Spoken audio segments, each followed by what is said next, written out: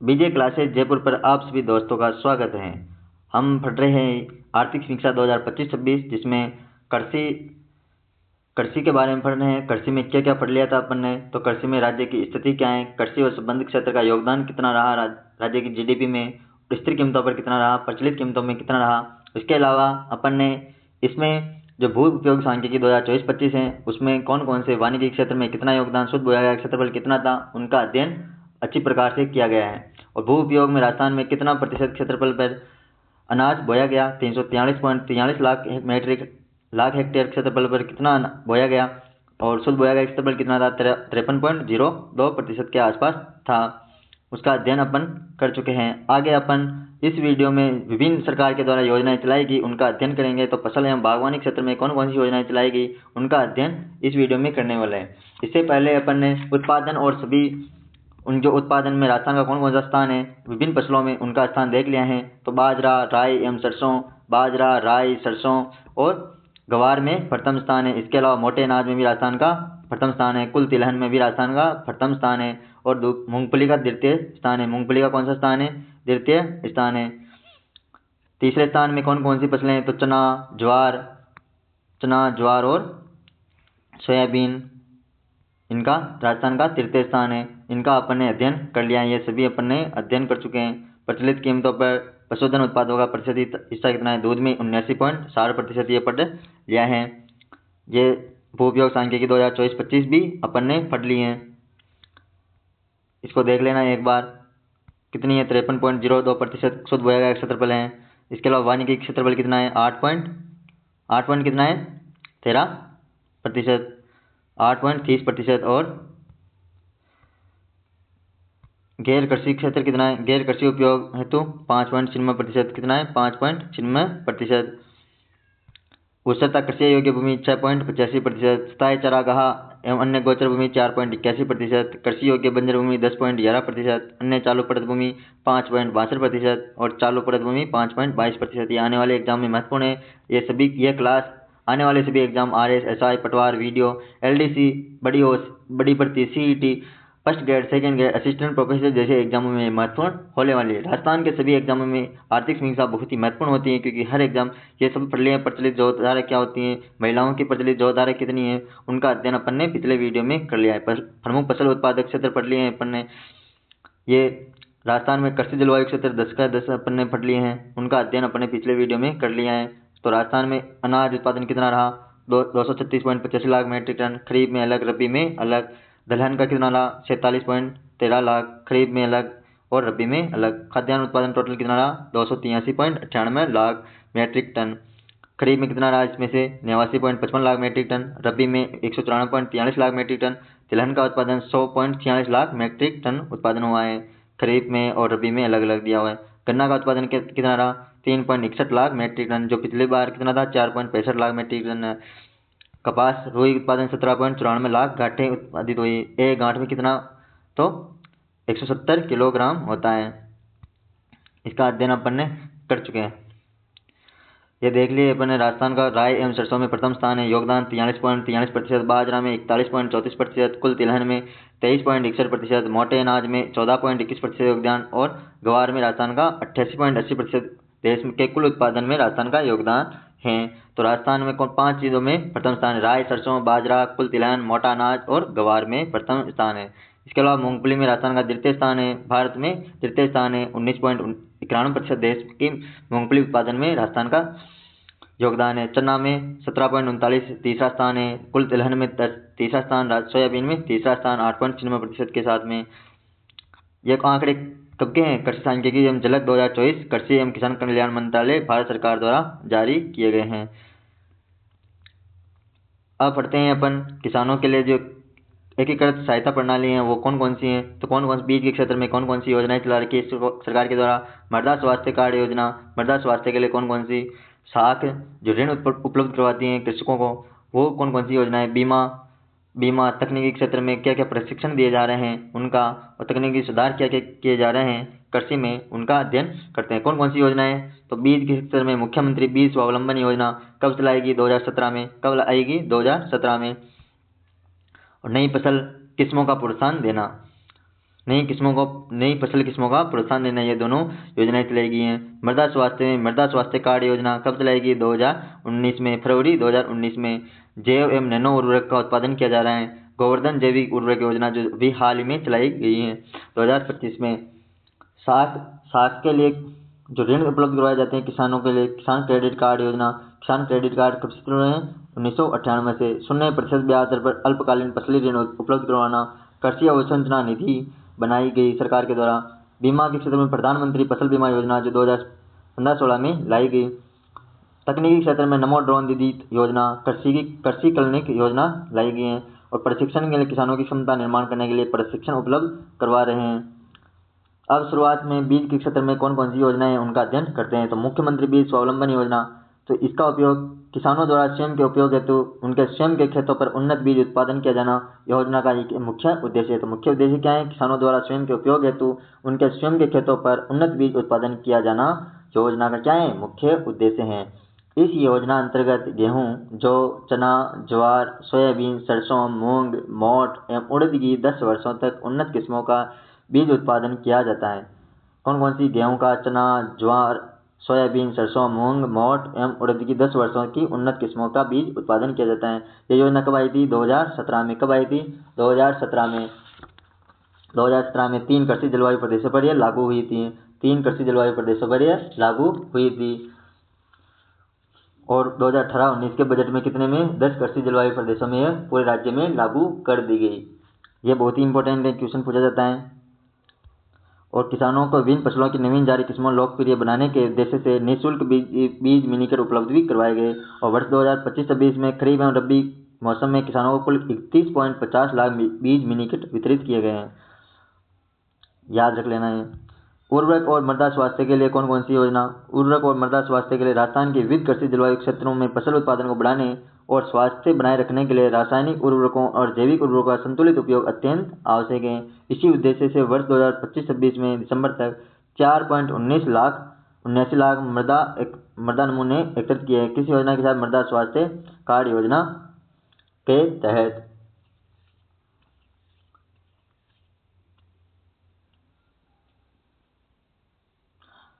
आगे देखते हैं इसमें राज्य में किसानों को वर्ष 2000, ये इतनी इंपॉर्टेंट नहीं है, क्वांटिटी डीएपी इतना यूज हुआ है, इसका उपयोग नहीं किया जाता है। तो रासायनिक उर्वरकों का उपयोग कम करने और किसानों को जैविक उर्वरक, जैविक खाद, नैनो उर्वरक के उपयोग को प्रोत्साहित हेतु गोवर्धन जैविक उर्वरक योजना। गोवर्धन जैविक उर्वरक योजना में क्या होता है? तो गोवर्धन उर्वरक योजना में पशु अपशिष्ट से जैविक खाद करने वाले 50 किसानों को, कितने को? 50 किसानों को प्रत्येक ब्लॉक में 10,000 रुपये तक की वित्तीय सहायता उपलब्ध करवाई जाएगी। तो 50 किसानों को प्रत्येक ब्लॉक में कितने की? 10,000 रुपये की वित्तीय सहायता की जाएगी। और इसका आवेदन कहाँ से कर सकते हैं? राज किसान ऑनलाइन पोर्टल से। राज किसान पोर्टल से इसका ऑनलाइन किया जा सकता है।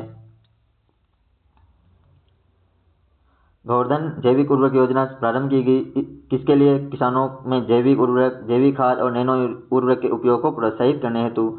इस योजना के अंतर्गत प्रत्येक ब्लॉक में 50 किसानों को पशु अपशिष्ट का उपयोग करके जैविक खाद, वर्मी कंपोस्ट का उत्पादन हेतु प्रति किसान 10,000 रुपये तक की वित्तीय सहायता प्रदान की जा रही है। राज्य किसान पोर्टल पर ऑनलाइन आवेदन कर सकते हैं। और दिसंबर 2025 तक इतनी स्वीकृति हो चुकी हैं। कृषि एवं क्लिनिक, कृषि क्लिनिक क्या होते हैं? कृषि क्लिनिक क्या होते हैं? कृषि क्लिनिक कब खोले गए, कितने खोले गए, उनका अध्ययन करते हैं। तो किसानों को मृदा परीक्षण करने, फसल संबंधी जानकारी उपलब्ध करने, कीट रोग उपचार संबंधी विशेषज्ञ सेवाएं उपलब्ध करवाने, कीट रोग उपचार संबंधी विशेषज्ञ सेवाएं उपलब्ध करवाने हेतु सभी जिला मुख्यालयों पर कृषि क्लिनिक स्थापित किए गए हैं। वर्ष 2024-25 में 20 कृषि क्लिनिक स्थापित किए गए हैं। 20 कृषि क्लिनिक स्थापित कहाँ पर किए गए हैं? 2025-26 में 20 कृषि क्लिनिक स्थापित किए गए हैं। था वर्ष 2025-26 में कितने? 13 अतिरिक्त कृषि क्लिनिकों की स्थापना की प्रक्रिया प्रगति रहते हैं। इसके अलावा नमो ड्रोन दीदी योजना, नमो ड्रोन दीदी योजना का उद्देश्य क्या है? तो इस योजना के अंदर क्या है? तो इस योजना के अंतर्गत भारत सरकार महिला स्वयं सहायता समूह जो ऐसे जी बनाए गए हैं राजस्थान में, उनको 1070 कृषि ड्रोन तथा उनके परिवहन हेतु वाहन क्रय करने के लिए ऋण पर अतिरिक्त 3% ब्याज अनुदान प्रदान करेगी। कौन? सरकार उनमें अतिरिक्त कितना? 3% ब्याज अनुदान देगी। नैनो यूरिया एवं कीटनाशकों के छिड़काव किन के लिए उपयोग है? नैनो यूरिया एवं कीटनाशकों के छिड़काव में ड्रोन तकनीक का उपयोग करके उर्वरकों एवं कीटनाशकों का सटीक और प्रभावी अनुप्रयोग सुनिश्चित करेगी। यह पहल पारंपरिक कृषि पद्धतियों को आधुनिक तकनीक के साथ एकीकृत करके कृषि क्षेत्र में नवाचार को बढ़ावा देगी। इंपॉर्टेंट है आने वाले एग्जाम में, क्योंकि जो पैराग्राफ में बनी रहती हैं उनका योगदान बहुत ही महत्वपूर्ण है। पशु सखी और कृषि राजविका की गतिविधियां मुख्य रूप से महिलाओं द्वारा संचालित की जा रही हैं। कुल 37,369 स्वयं सहायता समूह की सदस्या पशु सखी के रूप में कार्यरत हैं। तो पशु सखी और कृषि सखी तो राजविका की जो गतिविधियां हैं मुख्य रूप से महिलाओं द्वारा संचालित की जा रही हैं, उसमें से स्वयं सहायता कुल 37,369 स्वयं सहायता समूह की सदस्या पशु सखी के रूप में कार्यरत हैं और 36,737 स्वयं सहायता के सदस्यों की कृषि सखी के रूप में कार्य कर रही हैं। कृषि ऋण, अब कृषि ऋण कौन कौन से उपलब्ध कराए हैं? किसानों के लिए कृषि ऋण क्यों आवश्यक है? किसानों को कृषि से संबंधित व्यवसाय गतिविधियों हेतु वित्तीय सेवाएं उपलब्ध करवाई जाती हैं सरकार के द्वारा, और यह किसानों को कृषि में उत्पादकता तथा स्थिरता को बढ़ाने के लिए इनपुट उपकरण और अन्य बुनियादी ढांचे खरीदने के लिए कोष भी प्रदान करती हैं। कृषि ऋण से क्या तात्पर्य है? किसानों और व्यवसाय को कृषि गतिविधियों में सहयोग करने के लिए प्रदान की जाने वाली वित्तीय सेवाओं को से हैं। यह किसानों को कृषि उत्पादकता में स्थिरता बढ़ाने के लिए इनपुट उपकरण और अन्य बुनियादी ढांचे खरीदने के लिए कोष भी प्रदान करता है। कृषि विकास को बढ़ावा देने, खाद्य सुरक्षा में सुधार करने तथा ग्रामीण क्षेत्र में गरीबी को कम करने के लिए किफायती ऋणों तक पहुंच भी महत्वपूर्ण है। किसवा? कृषि ऋणों की। इसके लिए कौन कौन सी योजना है? सहकारी ऋण द्वारा समावेशी विकास। सहकारी ऋण द्वारा समावेशी विकास तो राजस्थान में कितने, अब देख लो, ये पंजीकृत सहकारी समितियां कितनी है राजस्थान में? 42,858। 42,858। 23 क्या है? 23 संघ है। सहकारी समितियों में 23 तो संघ है। दूध संघ कितने हैं? तो दुग्ध संघ 24 हैं। उपभोक्ता थोक दुकानें कितनी है? 38 हैं। 9,086 क्या है? 9,086 कृषि ऋण सहकारी समितियां, कृषि ऋण सहकारी समितियां और 285 सामान्य विपणन फल एवं सब्जी सहकारी विपणन शामिल है। वर्तमान में क्या है? 29 केंद्रीय सहकारी बैंक, ये बहुत इंपॉर्टेंट है। केंद्रीय सहकारी बैंक कितने हैं राजस्थान में? 29 केंद्रीय सहकारी बैंक अल्पकालिक कृषि ऋण उपलब्ध करवाते हैं और 36 प्राथमिक भूमि विकास बैंक दीर्घकालिक कृषि ऋण प्रदान कर रहे हैं। तो 29 तो केंद्रीय से सहकारी बैंक हैं, वो अल्पकालिक कृषि ऋण उपलब्ध करवा रहे हैं और 36 प्राथमिक भूमि विकास बैंक दीर्घकालीन कृषि ऋण प्रदान कर रहे हैं।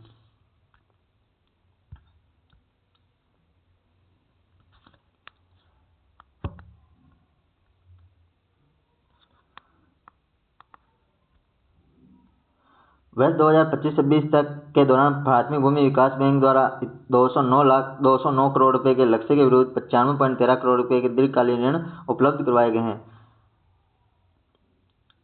ये इतने इंपॉर्टेंट नहीं है क्योंकि ये ऋण आम एग्जाम में पूछे नहीं जाते हैं उसका, ये देख लेना। महिला सहकारिता के बारे में क्या क्या दे रखा है? महिला सहकारिता के माध्यम से ग्रामीण क्षेत्रों में महिलाओं को सशक्त बनाने हेतु वर्ष 2025-26 में स्वयं सहायता समूह के नेतृत्वकर्ता के व्यावसायिक प्रशिक्षण के लिए 15 लाख रुपए की राशि आवंटित की गई है। कितने की? तो महिला सहकारिता के माध्यम से ग्रामीण क्षेत्रों में महिलाओं को सशक्त बनाने हेतु राज्य सरकार के द्वारा वर्ष 2025-26 में जो HSG चल रहे हैं सरकार के द्वारा स्वयं सहायता समूह, उनके नेतृत्वकर्ताओं को व्यावसायिक प्रशिक्षण के लिए कितने रुपये? 15 लाख रुपए की राशि आवंटित की गई है। इसके अतिरिक्त राज्य में 1035 राजविका महिला सर्वांगीण विकास सहकारी समितियों का गठन भी किया गया है। कितने का? 1035, जिनके माध्यम से 8.70 लाख से अधिक महिलाओं को लाभान्वित किया जा रहा है। 0% ब्याज दर पर अल्पकालीन कृषि ऋण वर्ष 2025-26 में केंद्रीय सहकारी बैंकों द्वारा सहकारी समिति के माध्यम से इतने का ऋण, कितने को? 30.45 लाख किसानों को ऋण दिया जा चुका है। इतने का ऋण। अल्पकालीन कृषि ऋण के समय पर अदायगी को प्रोत्साहित करने के लिए राज्य सरकार द्वारा निर्धारित समय सीमा में फसल ऋण की सीमा चुकाने वाले किसानों को ब्याज अनुदान भी प्रदान करेगी। इसके अलावा सहकारी किसान कल्याण योजना कौन सी ऊपर रह गई दिखती है? राजस्थान ग्रामीण आजीविका ऋण योजना। इस योजना के अंदर क्या है? इसका लक्ष्य क्या है? तो सहकारी बैंकों के माध्यम से ग्रामीण कारीगरों, गैर कृषि गतिविधियों से आजीविका अर्जित करने वाले ग्रामीण परिवारों तथा लघु एवं सीमांत कृषक परिवारों के सदस्य को ऋण उपलब्ध करवाए जाते हैं। इसका उद्देश्य याद रख लेना है क्योंकि यह योजनाएं चलाई गई हैं। तो सहकारी किसान कल्याण योजना, सहकारी किसान योजना फसल ऋण के अतिरिक्त किसानों को कृषि संबंधी ऋण आवश्यकताओं की पूर्ति हेतु राज्य सरकार द्वारा केंद्रीय सहकारी बैंकों एवं ग्राम सेवा सहकारी समितियों की शाखाओं के माध्यम से ऋण वितरित हेतु सहकारी किसान कल्याण योजना प्रारंभ की गई। सहकारी किसान कल्याण योजना प्रारंभ क्यों की गई? तो फसल ऋण के जो अतिरिक्त किसानों को कृषि संबंधी जो ऋण की आवश्यकता होती है उनकी पूर्ति हेतु राज्य सरकार केंद्र सहकारी बैंकों और ग्राम सेवा जो सहकारी समितियां हैं उनकी शाखाओं के माध्यम से ऋण उपलब्ध करवाती है। किनको? किसानों को। इस योजना के अंतर्गत केंद्रीय सहकारी बैंक कृषि एवं संबद्ध गतिविधियों के लिए 10 लाख रुपए तक का ऋण सुविधा प्रदान करते हैं। तो 10 लाख रुपए तक का ऋण भी ये सहकारी किसान कल्याण योजना के तहत दिया जाता है। कृषि उपज ऋण योजना, कृषि उपज गिरवी ऋण योजना, किसानों को कृषि उपज को गिरवी रखकर मात्र 3% ब्याज दर पर ऋण उपलब्ध करवाया जाता है। किसके तहत? कृषि उपज गिरवी ऋण योजना के तहत किसानों को कृषि उपज को गिरवी रखकर 3% ब्याज दर पर ऋण उपलब्ध करवाया जाता है। इसमें से वर्ष 2024-25 में 27 किसानों को 70 लाख रुपए के ऋण वितरित किए गए हैं। इसके अलावा सहकारी किसान क्रेडिट कार्ड योजना, राज्य में किसानों को क्रेडिट कार्ड के माध्यम से अल्पकालिक फसली ऋण वितरित किए जा रहे हैं। हम कौन सी योजनाएं पढ़ रहे हैं? अभी कृषि ऋण के क्षेत्र में योजनाएं पढ़ रहे हैं। राज्य में किसानों को क्रेडिट कार्ड के माध्यम से अल्पकालिक फसली ऋण वितरित किए जाते हैं। कौन से ऋण? अल्पकालिक फसली ऋण उपलब्ध किए जाते हैं। स्वयं सहायता समूह को ऋण सुविधा, तो स्वयं सहायता समूह को कौन देता है ऋण? केंद्रीय सहकारी बैंकों के द्वारा स्वयं सहायता समूह को ऋण उपलब्ध करवाया जाता है। इसके बाद स्वरोजगार क्रेडिट कार्ड योजना, राष्ट्रीय बैंक द्वारा प्रायोजित, किसके द्वारा शुरू है? राष्ट्रीय बैंक द्वारा प्रायोजित स्वरोजगार क्रेडिट कार्ड योजना के अंतर्गत गैर कृषि जो गतिविधियों के लिए 50,000 रुपये तक का ऋण उपलब्ध करवाया जाता है। तो स्वरोजगार क्रेडिट कार्ड योजना के तहत कितने का ऋण? 50,000 रुपये तक का ऋण उपलब्ध करवाया जाता है। और ऋण की अवधि कितनी रहती है? 5 वर्ष। वर्ष 2025-26 में केंद्रीय सहकारी बैंकों द्वारा इतने का ऋण 33 लाख रुपए के ऋण वितरित किए गए हैं। ये याद रखना, स्वरोजगार क्रेडिट कार्ड योजना में कितना ऋण? 50,000 रुपये तक का ऋण दिया जाता है गैर कृषि के लिए, और इसकी अवधि कितनी रहती है? 5 वर्ष रहती है। राजस्थान सहकारी गोपाल क्रेडिट कार्ड ऋण योजना, ग्रामीण क्षेत्रों में निवास करने वाले परिवारों की आजीविका मुख्यतः कृषि एवं डेयरी दुग्ध उत्पादन पर निर्भर है। तो राजस्थान सहकारी गोपाल क्रेडिट कार्ड ऋण योजना का उद्देश्य क्या है? तो ग्रामीण क्षेत्रों में जो निवास करने वाले परिवारों की आजीविका मुख्यतः कृषि एवं डेयरी दुग्ध उत्पादन पर निर्भर है। इन गतिविधि से जुड़े परिवारों के सहयोग प्रदान करने तथा पशुधन संरक्षण को बढ़ावा देने के उद्देश्य से राज्य सरकार द्वारा गोपाल क्रेडिट कार्ड योजना लागू की गई है। इस योजना के तहत अंतर्गत 2.5 लाख दूध उत्पादक कृषक परिवारों को 1 लाख रुपए तक का ब्याज मुक्त अल्पकालिक ऋण उपलब्ध करवाया जाता है। कितने का? तो 2.5 लाख दूध उत्पादकों को कृषक परिवारों को 1 लाख रुपए तक का ब्याज मुक्त अल्पकालिक ऋण उपलब्ध करवाया जाता है। इसके लिए राज्य सरकार ने कितने का बजट का अनुमान लिखा है? 150 करोड़ रुपए बजट का प्रावधान भी किया गया है। ये इंपॉर्टेंट है दोनों योजना, इनको पढ़ लेना, ध्यान रखना इनको। अब बढ़ते हैं कृषि अवसंरचना निधि ऋण में। कृषि अवसंरचना निधि के अंतर्गत AIF के अंतर्गत 3% तक का ब्याज अनुदान भी सरकार देती है। तो किसानों के लिए खेत के द्वार पर या अवसंरचना को सृजन हेतु माननीय केंद्रीय वित्त मंत्री निर्मला सीतारमण द्वारा 15 मई 2020 को 1 लाख करोड़ रुपए की कृषि अवसंरचना निधि की घोषणा की गई। तो कृषि अवसंरचना निधि में कितने का बजट है? 1 लाख करोड़ रुपए का वित्त कोष है। इसमें 15 मई 2020 को वित्त मंत्री के द्वारा घोषणा की गई, केंद्रीय वित्त मंत्री के द्वारा, किसानों के लिए खेत के द्वार पर अवसंरचना के सृजन हेतु। और कृषि अवसंरचना निधि के अंतर्गत 2 करोड़ की सीमा तक के सभी ऋणों पर प्रतिवर्ष 3% की ब्याज सब्सिडी भी प्रदान की जाती है। ये इंपॉर्टेंट है, 3-4 पॉइंट पढ़ लेना। क्यों? 1 लाख करोड़ रुपए कृषि अवसंरचना निधि, उसमें 2 करोड़ रुपए की सीमा तक के सभी ऋणों पर प्रतिवर्ष 3% की ब्याज सब्सिडी भी दी जाएगी। इतने ऋण उपलब्ध करवा चुके हैं, ये इतनी इंपॉर्टेंट नहीं है। अब फसल बीमा, इससे पहले कौन सी योजनाएं पढ़ी थी? कृषि ऋण में कृषि अवसंरचना निधि पढ़ ली अपन ने, राजस्थान सहकारी गोपाल क्रेडिट कार्ड ऋण योजना पढ़ ली, स्वरोजगार क्रेडिट कार्ड योजना, स्वयं सहायता समूह को ऋण उपलब्ध करवाना, सहकारी किसान क्रेडिट कार्ड योजना, कृषि उपज गिरवी ऋण योजना, सहकारी किसान कल्याण योजना, राजस्थान ग्रामीण आजीविका ऋण योजना, 0% ब्याज दर पर अल्पकालिक कृषि ऋण योजना, महिला सहकारिता के क्षेत्र में जो महिला सहकारिता को क्या क्या योगदान दिया गया है इसमें ऋणों में, उनका पढ़ लिया है। सहकारी ऋण द्वारा समावेशी विकास किस प्रकार किया जाता है? तो 23 संघ हैं, 24 दुग्ध संघ बनाए गए, 38 उपभोक्ता थोक दुकानें, 9,086 प्राथमिक कृषि ऋण सहकारी समितियां, 250 सामान्य विपणन फल एवं सब्जी सहकारी विपणन समितियां भी शामिल हैं, जिसमें 29 केंद्रीय जो सहकारी अल्पकालिक बैंक कृषि ऋण कौन उपलब्ध करवाते हैं? 29 केंद्रीय सहकारी बैंक, और दीर्घकालिक कृषि ऋण 36 प्राथमिक भूमि विकास बैंक उपलब्ध करवाते हैं। ये आंकड़े पढ़ लेना। ये सारी योजना मैंने करवा दी है ऋण से संबंधित। फसल बीमा अप्रत्याशित घटनाओं के कारण फसल के नुकसान और फसल की विफलता के किसानों को सुरक्षा के लिए खरीफ 2016 से प्रधानमंत्री फसल बीमा योजना लागू की। कब? 2016 फरवरी 2016 से प्रधानमंत्री फसल बीमा योजना लाएगी। इस योजना में खाद्यान्न फसलें कौन कौन सी? अनाज, मोटा अनाज, दालें एवं तिलहन और वाणिज्यिक फसलें भी शामिल हैं। खरीफ फसलों, रबी फसलों और वाणिज्यिक बागवानी फसलों के लिए किसान प्रीमियम राशि कितनी है? खरीफ फसलों के लिए 2%, खरीफ के लिए 2%, रबी की फसलों के लिए 1.5%, कितनी है? 1.5% की, और बागवानी और वाणिज्य फसलों के लिए 5% की प्रीमियम राशि सरकार के द्वारा उपलब्ध करवाई जाती है। प्रीमियम सब्सिडी के भुगतान तथा फसल कटाई प्रयोगों के संचालन हेतु प्राथमिक कार्मिकों को प्रोत्साहन प्रदान करने के लिए राज्य पोषित योजना संचालित की जा रही है।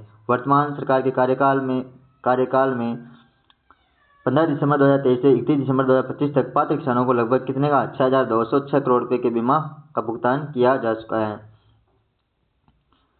अब राजस्थान में सतत कृषि एवं बागवानी पद्धतियों को प्रोत्साहन देने के लिए कौन कौन सी योजनाएं सरकार के द्वारा चलाई गई?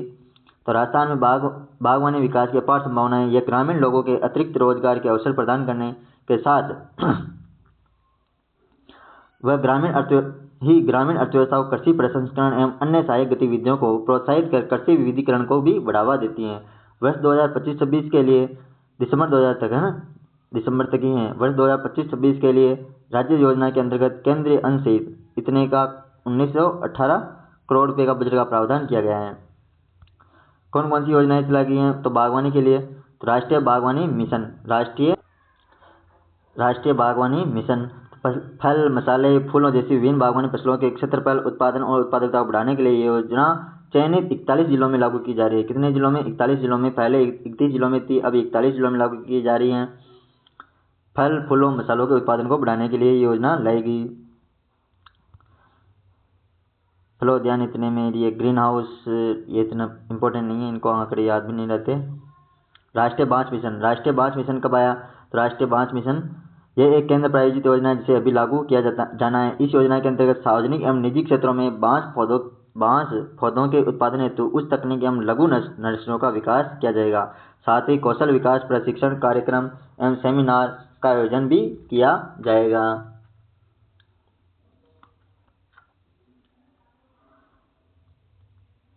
आगे चलते हैं। एग्री फॉरेस्ट्री योजना, इसमें 2025-26 में 100 लाख रुपए का बजट का प्रावधान किया है। राष्ट्रीय बांस मिशन में कितने का? 100 लाख रुपए का बजट का प्रावधान भी किया गया है, ये याद रख लेना।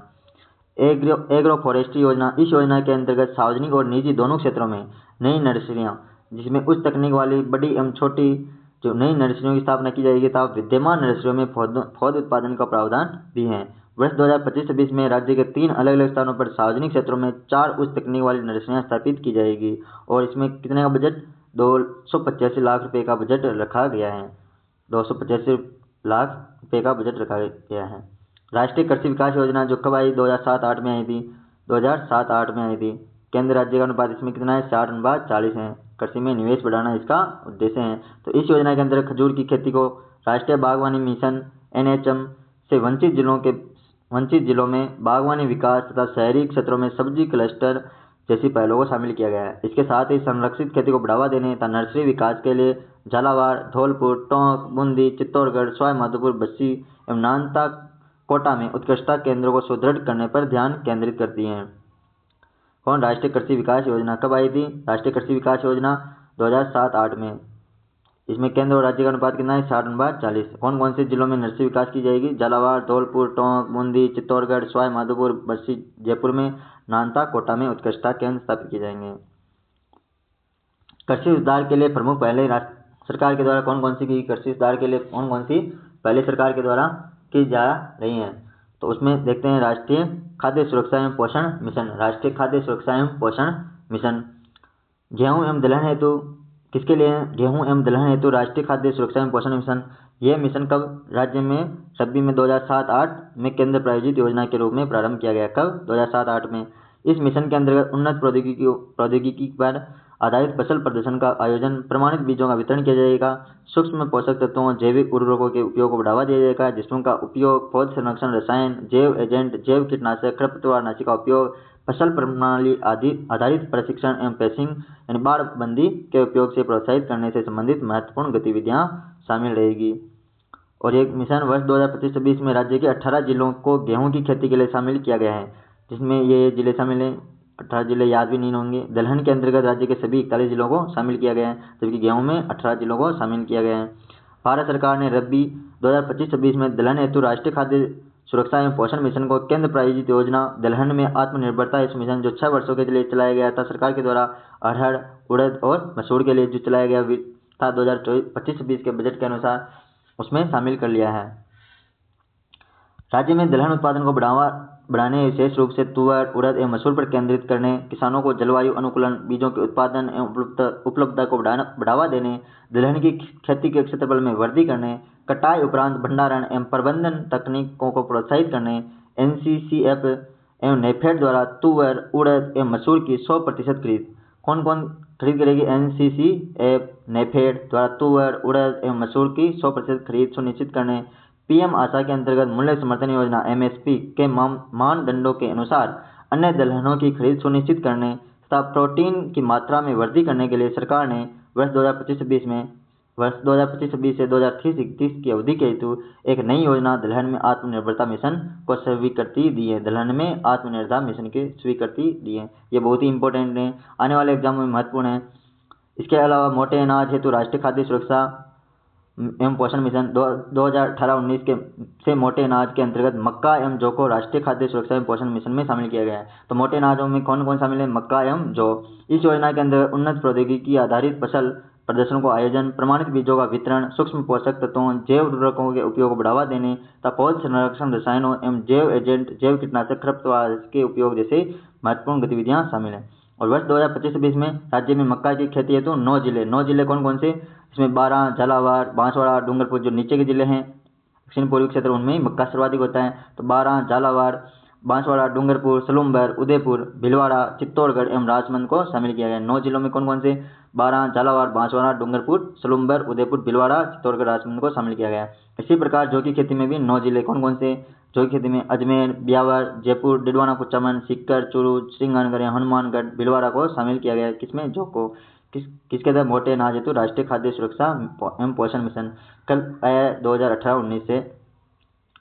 पोषक अनाज श्री अन्न हेतु राष्ट्रीय खाद्य सुरक्षा एवं पोषण मिशन। तो पोषक अनाज के लिए श्री अन्न हेतु राष्ट्रीय खाद्य सुरक्षा एवं पोषण मिशन वर्ष 2018-19 से बाजरा एवं ज्वार को पोषक अनाज श्रेणी में शामिल किया गया। तो पोषक अनाज श्रेणी में किसे? बाजरा एवं ज्वार को भी शामिल किया गया। इस योजना के अंतर्गत उन्नत प्रौद्योगिकी आधारित फसल प्रदर्शन करना, प्रमाणित बीजों का वितरण एवं बीज उत्पादन, ये सभी पहले फट के मिलेट्स का बढ़ावा देने हेतु फसल ऋण, खरपतवारनाशी का उपयोग आधारित प्रशिक्षण कार्यशाला एवं जन जागरूकता कार्यक्रम शामिल है। और वर्ष 2025-26 में ज्वार फसल हेतु 11 जिलों को शामिल किया गया है और बाजरा हेतु 28 जिलों में के अंतर्गत ये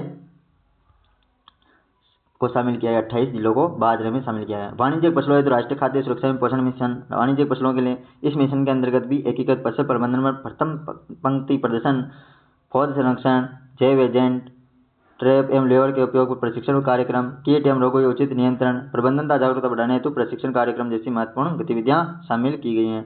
वाणिज्यिक फसल के रूप में कपास हेतु राज्य के 18 जिलों को इसमें शामिल किया गया। वर्ष 2025-26 में कपास को इसमें वाणिज्यिक फसल के रूप में शामिल किया गया, जिसमें 18 जिलों में चालू किया गया है। गेहूं, दलहन, मोटे अनाज, पोषक अनाज एवं वाणिज्यिक फसलों हेतु राष्ट्रीय खाद्य सुरक्षा एवं पोषण मिशन योजना के अंतर्गत वर्ष 2025-26 में कितने का? 136 करोड़ रुपए के वे किए गए। राष्ट्रीय खाद्य तेल मिशन तिलहन के क्षेत्र में, इस मिशन के अंतर्गत प्रमुख गतिविधियों में प्रजनक बीमों की खरीद, 100% केंद्रीय सहायता, मूल्य श्रृंखला क्लस्टरों में VCP के माध्यम से प्रमाणित बीजों का वितरण करना, फसल प्रदर्शन, एकीकृत कीट प्रबंधन आधारित किसान खेत पाठशालाएं, किसान प्रशिक्षण, फसल कटाई उपरांत अवसंरचना विकास, तारबंदी कार्यशालाएं, अन्य सूचना, शिक्षा एवं संचार गतिविधियां शामिल हैं। और इस योजना में भारत एवं राज्य सरकार कितना योगदान? 60/40 है। और 2025-26 के बजट में इसका 125 करोड़ रुपए के प्रावधान है। राष्ट्रीय सतत कृषि विकास मिशन, राष्ट्रीय सतत कृषि मिशन कब आया था? तो राष्ट्रीय सतत कृषि मिशन का योगदान कितना है? राज्य और देश का 60/40% है। तो विभिन्न कृषि जलवायु क्षेत्र में क्षेत्र के अनुसार विभिन्न प्रकार की एकीकृत कृषि प्रणालियों के अंतर्गत बागवानी, कृषि वानिकी में शामिल की गई है। ये देख लेना, ये ज़्यादा इम्पोर्टेंट नहीं है। ये जैविक खेती है तो सहायता,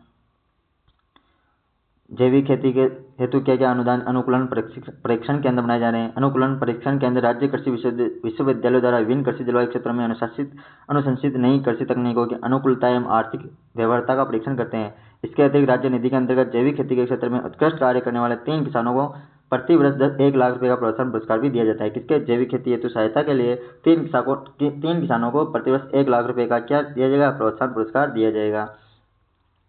राष्ट्रीय प्राकृतिक खेती मिशन, राष्ट्रीय प्राकृतिक खेती मिशन NMNF याद रख लेना। राष्ट्रीय प्राकृतिक खेती मिशन एक केंद्र प्रायोजित योजना है जिसे राज्य के प्राकृतिक खेती को बढ़ावा देने के लिए कब वर्ष 2025-26 में इसे प्रारंभ किया गया। राष्ट्रीय प्राकृतिक खेती मिशन वर्ष 2025-26 में प्रारंभ किया गया। इस योजना के अंतर्गत राज्य में कुल 2000 क्लस्टर गठित किए गए हैं, जिसमें केंद्र के कितने 1800 क्लस्टर और राज्य में कितने 200 क्लस्टर बनाए जाएंगे, जिनके माध्यम से 2.5 लाख किसानों को आच्छादित करते हुए 1 लाख हेक्टेयर क्षेत्र को शामिल किया गया है। 2.50 लाख किसानों को इसमें शामिल किया जाएगा, उसमें से 1 लाख हेक्टेयर क्षेत्र भी इसमें शामिल होगा। किसमें, राष्ट्रीय प्राकृतिक खेती मिशन में। कब शुरू किया गया, 2025-26 में शुरू किया गया। 200 राज्य में क्या बनेंगे, क्लस्टर बनेंगे, टोटल 2000। परंपरागत कृषि विकास योजना, जैविक खेती को क्लस्टर पद्धति एवं सहभागी गारंटी प्रणाली के माध्यम से प्रोत्साहित किया जाएगा। इसके लिए परंपरागत कृषि विकास योजना लाई गई। जैविक कृषि का उद्देश्य क्या है, जैविक कृषि का उद्देश्य पर्यावरण अनुकूल एवं कम लागत वाली तकनीकों को अपनाकर रसायन एवं कीटनाशक अवशेष मुक्त कृषि उत्पादों का उत्पादन करना है। प्रधानमंत्री धन धान्य कृषि योजना जो 2025-26 के बजट में लाई गई। भारत का कृषि क्षेत्र देश की अर्थव्यवस्था का मूल आधार है, किंतु कई जिलों में कृषि उत्पादकता, सिंचाई सुविधाएं, ऋण की उपलब्धता तथा भंडारण अवसंरचना अपेक्षाकृत कमजोर बनी हुई है। इन चुनौतियों को ध्यान में रखते हुए भारत सरकार द्वारा वर्ष 2025-26 में प्रधानमंत्री धन धान्य कृषि योजना की घोषणा की गई।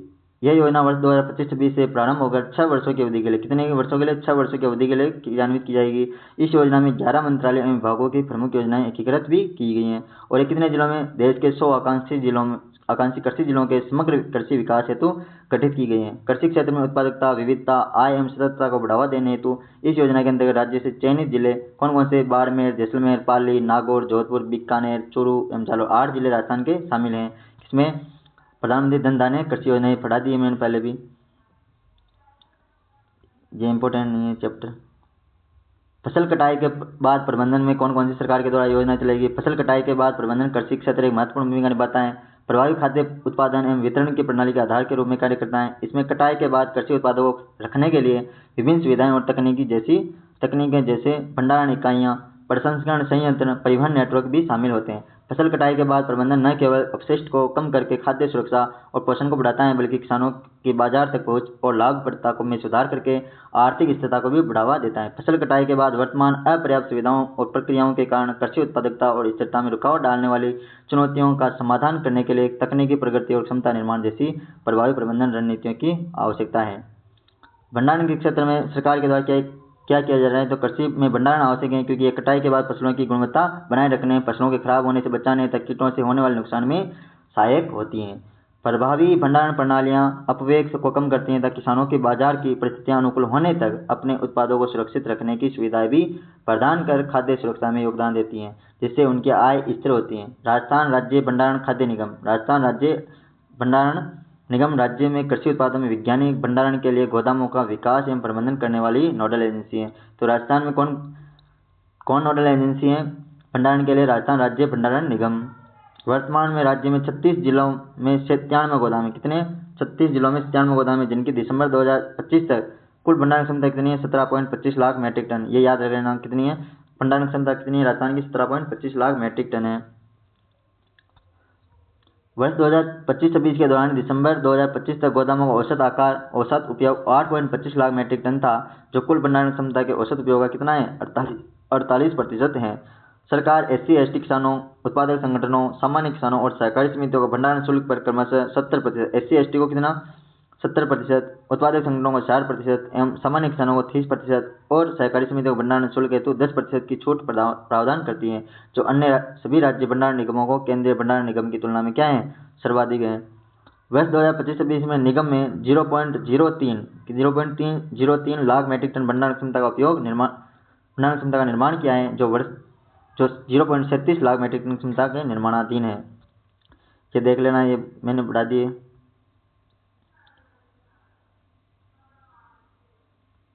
Thank you. इस वीडियो में यहीं तक रखते हैं, क्योंकि वीडियो बड़ा हो जाएगा। आगे की योजनाएं और उनका अध्ययन अगले वीडियो में करते हैं। थैंक यू दोस्तों।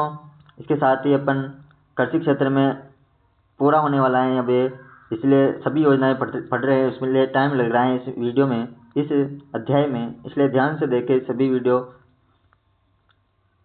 आर्थिक शिक्षा 2025-26 आने वाले सभी एग्जामों में महत्वपूर्ण होने वाली हैं। ये आर्थिक शिक्षा 2025-26 जो RSSI पटवार जैसे वीडियो में भी शामिल होगी।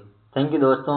इसलिए कहते हैं पढ़ो, इतने पढ़ो कि अपना लक्ष्य भी कहे कि इसको नौकरी देना पक्का है, और सफलता इसके चरणों में रखनी होगी एक दिन।